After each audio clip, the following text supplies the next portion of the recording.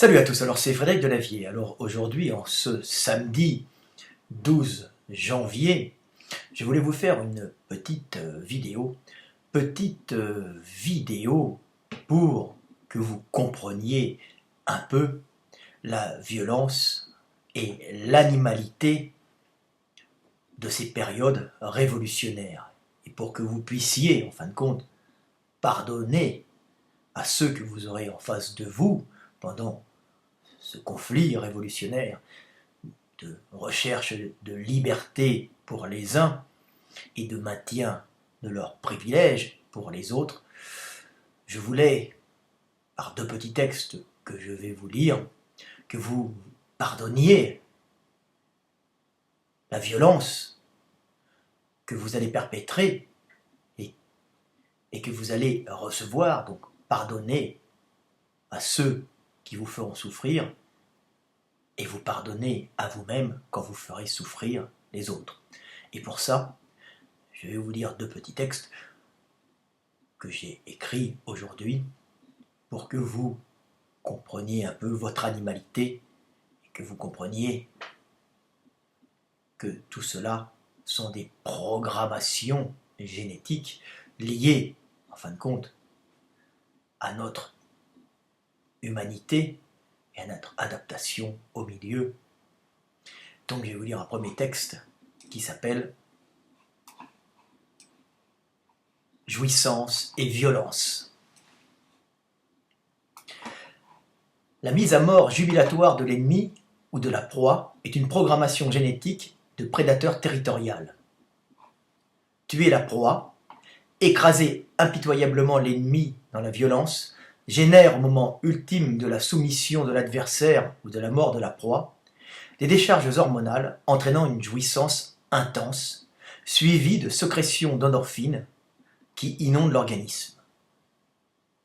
Sécrétion d'endorphines dont la fonction, quand l'ennemi est hors de portée, ou neutralisé, ou la proie battue, de relaxer l'organisme, de calmer les douleurs traumatiques, mais surtout de stopper les sécrétions d'adrénaline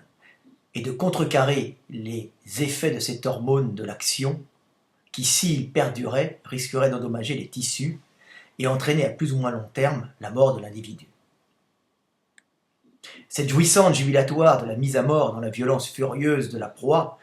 ou de la soumission et de l'élimination cruelle de l'adversaire, ainsi que la sensation de relaxation et de plénitude suivant l'action, sont des programmations génétiques poussant l'individu à retourner au combat et à la chasse où il risque sa vie. Cette recherche de jouissance dans l'action dangereuse, guerrière ou prédatrice a permis à l'homme d'optimiser sa quête énergétique, sa défense territoriale, et par là a permis à l'humanité de survivre et de s'étendre. Donc, c'est pour ça que les hommes ont ce besoin d'action, ce besoin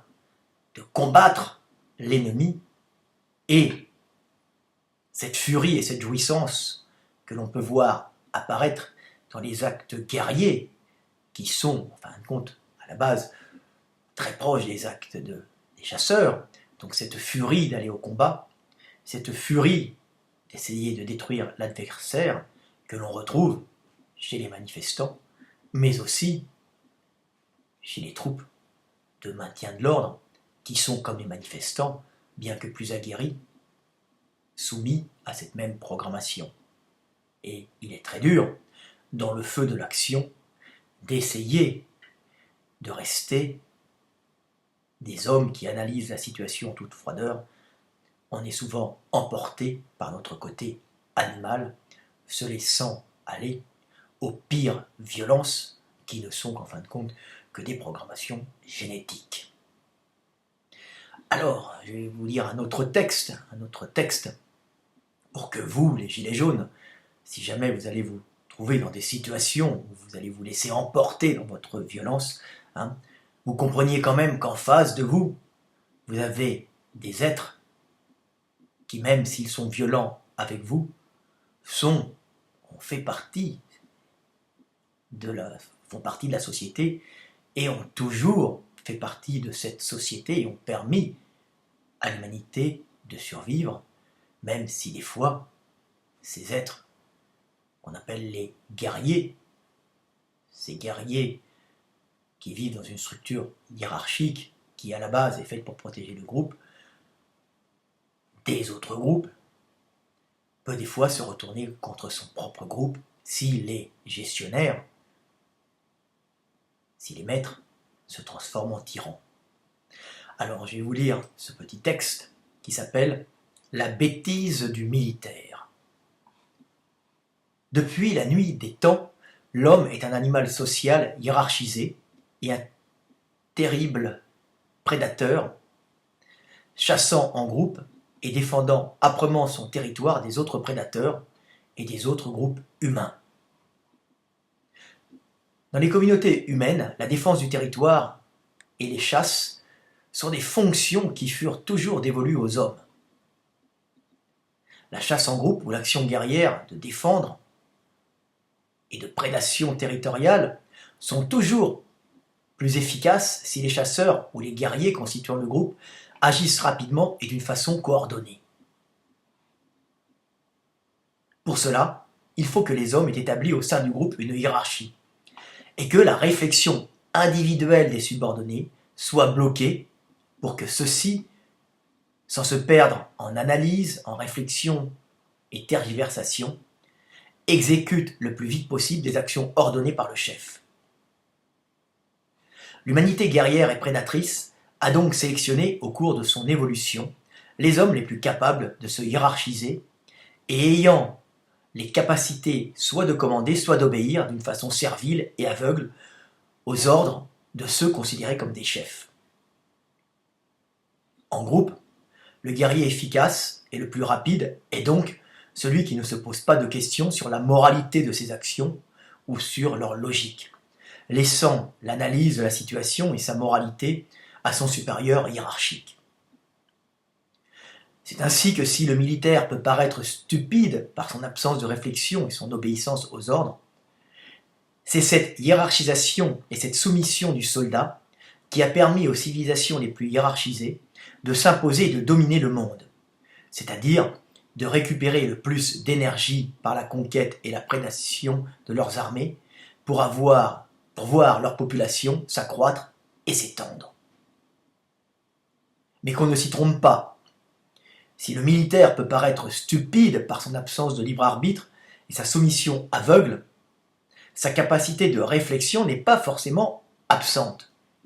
Elle est juste anesthésiée par sa programmation génétique et son éducation dans le cadre de la relation hiérarchique militaire. Et peut parfois se réveiller quand celui-ci quitte sa structure guerrière. Ainsi, on a déjà vu des gardiens brutaux de camps de concentration qui, chez eux, étaient des maris et des pères aimants et sensibles, ou des CRS, qui, en dehors de leur métier, étaient capables d'analyse subtile et de réflexion profonde. Voilà, petit texte pour vous faire comprendre la nature profonde des hommes, pour que vous compreniez que les troupes de maintien de l'ordre, les troupes guerrières,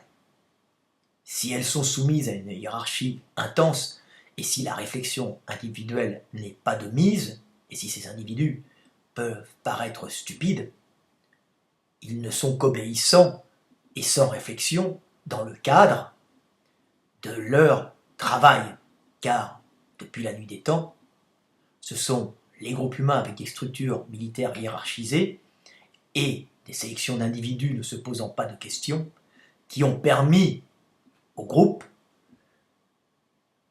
qui ont permis aux civilisations de s'étendre. Et c'est les civilisations qui avaient les troupes les plus ordonnées, donc les individus les plus capables d'obéir et de ne pas se poser de questions dans le cadre de ces relations hiérarchiques, qui ont permis à ces civilisations de s'étendre et de conquérir le monde. Bien sûr, ces individus peuvent, en dehors de leur cadre militaire, devenir des gens avec une moralité, avec un libre arbitre, et étant même capables de réflexion profonde et intelligente. Bien qu'effectivement, à force d'obéir, on peut des fois anesthésier sa capacité à la réflexion, à l'analyse. Mais ces individus sont importants pour la société, même s'ils peuvent paraître dans certaines conditions froids, sans état d'âme et immoraux. Mais s'ils sont immoraux et qu'ils agissent mal, c'est souvent que ceux qui leur donnent les ordres sont donc mauvais, immoraux et négatifs pour le groupe. Voilà, petite vidéo qui, je l'espère, vous fera comprendre la violence qui va avoir lieu visiblement ce samedi révolutionnaire, ce samedi jaune qui va peut-être être jaune, bleu et rouge. Rouge de sang et plein de souffrance, mais peut-être plein de liberté pour un peuple oppressé, pour un peuple qui découvre la démocratie et qui découvre aussi qu'il était un peuple d'esclaves vivant dans l'illusion d'une démocratie. C'était Fred Delavier, petite vidéo, à bientôt. Paix sur terre.